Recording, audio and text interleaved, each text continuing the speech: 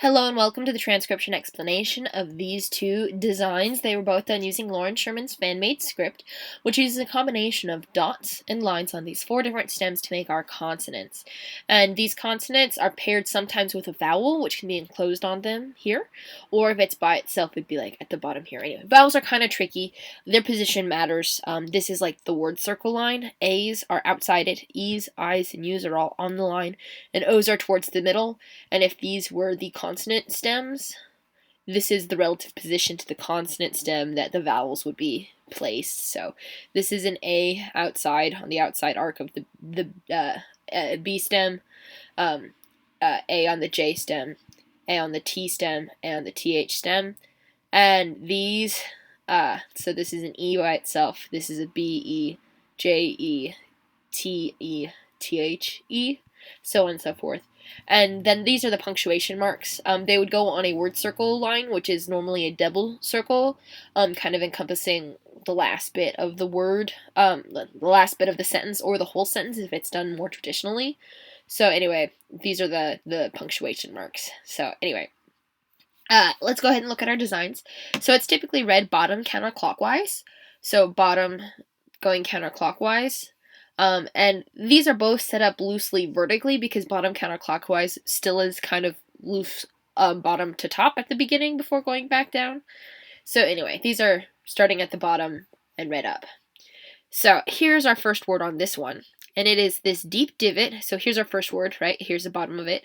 This deep divot would be a consonant in this row, and this line coming from it only ends on the circle one time. So yeah, the line can be curved, but it ending here on our stem once means it's got one line on it. So this is a G.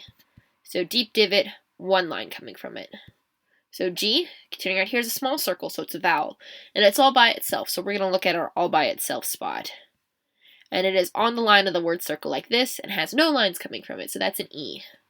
And then we have this shallow divot. So this stem and this stem are different because this stem is 50% or less completed, whereas this stem is more than 50% completed. So I call this one a deep divot and this one a shallow divot. But here's a shallow divot with nothing on it, so that's a T. So get is our first word. Here's our next word. Here's the bottom of it going counterclockwise. Here's our first letter. It's a vowel.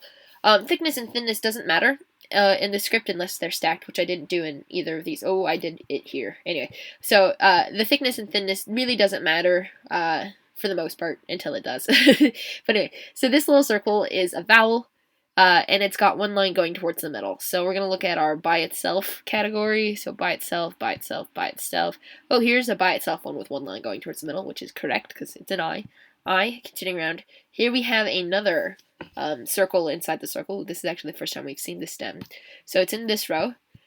But just like this one, I have that thick line going around and ending on the word circle. So this line ends here. Even though it looks like it just passes underneath it, it ends here and ends here. So this is an N because one line on a circle inside the circle is an N. So in, here's our next word. Here's the bottommost stem. It's another shallow divot just like this one with nothing on it, so that's another T. Continuing around. Here is another omega or deep divot with two lines this time instead of one. So that is an H, and then we have another E just like this one. So the, here, and here's our last word. Here's the bottom circle of it. So this is another stem, a deep divot with one line. So this is another G just like this one because one line on a omega deep divot is this. So G, continuing around. These are just lines passing through it. Remember, this is the line from the N. This is a line on the M. But here's our next letter. It's another smaller circle, and it's hanging outside the word circle. So that is an A, hanging outside the word circle. And then we have this. Lines that pass through do not count. Only lines that end on it count. So let's look at the lines that end on it. 1, 2, 3 lines. So like an M has 3 lines and is on the same stem. So one line is an M, 3 lines is an M. So 1, 2, 3 lines, that's an M. And then we have, last but not least, an E. So just like this E and this E, just a little E hanging out on the word circle. And then these double lines are the sentence circle, kind of containing everything. If you wanted me to, I could continue this around and end them, as long as I don't end them on the I. I could do that. I think they look kind of good cut. Plus, they fit better in this 5.5 by 8-inch sticker or decal like canvas. So yeah. Anyway, and on this sentence circle, we have these 3 dots. So these 3 dots on a sentence circle make an exclamation point because 3 dots is an exclamation point. So yeah, get in the game is our first one with an exclamation point. And then here's our second one. It's a bit more complicated because it's got quite a few more words, but it's still read kind of the same way. Bottom and then up, because bottom counterclockwise is how you read a typical sentence. So bottom, and then this one, and then this one, and then this one, and then this one, and then this one. Because, yeah. So here's our first word. So to tell what's a word circle and what's just lines, because sometimes it's tricky, look for those stems. So this one ends here and is broken. It could be just like the word E, but it's not, because this is the actual word circle here, and it has an O, and then a U, and then an R. So our is our first word. So O, a little circle here, hang it inside the word circle like this, and then we have a U with a line going outwards, like that. And then 3 dots on the T stem is an R. So our is our first word. And now this one is kind of tricky. So acronyms are different. There's no real official way to do acronyms, but I like to try to distinguish them a little bit more by putting each of the acronym letters as their own circle, like as a mini word circle inside the word. So this is the word circle for PCs, and then here is the mini word circle for just a P. So this is a circle inside the word circle with 2 lines, making it a P. So these are the lines on the P. And then we have, this is our word circle for the C, which has the little circle inside the circle with 4 dots. And you're only supposed to use the letter C if it actually is saying C, like in the acronym PC, you have to use a C. You can't use a K or an S. Otherwise, you would spell like Sirkles, Sirkles in this script, hence my name. So here's the C, and then in the word circle we have that shallow divot with 1, 2, 3 lines on it, making it an S. So this is PCs. And then we have this word circle. Here's the bottommost letter of it. It is an A hanging outside the word circle, just like this A. And then we have 3 dots closest to the stem. So 1, 2, 3 dots on a shallow divot is an R. So just like this, our 3 dots on this R, there's 3 dots on this R. And obviously the dots can go anywhere as long as the stem, like this one works because this is the only stem on the whole word. R is an R. So we have the 3 dots for the R, and then the E on that is right here. So an E on the word circle all by itself is like that. So A-R-E, then here's our next word. Here's the bottom of it. Here's our first stem. And like we said before, lines passing through do not count. So here's that deep divot. And it's got 1, 2, 3 lines that actually end on it. So that's an F. And then A again hanging outside the word circle.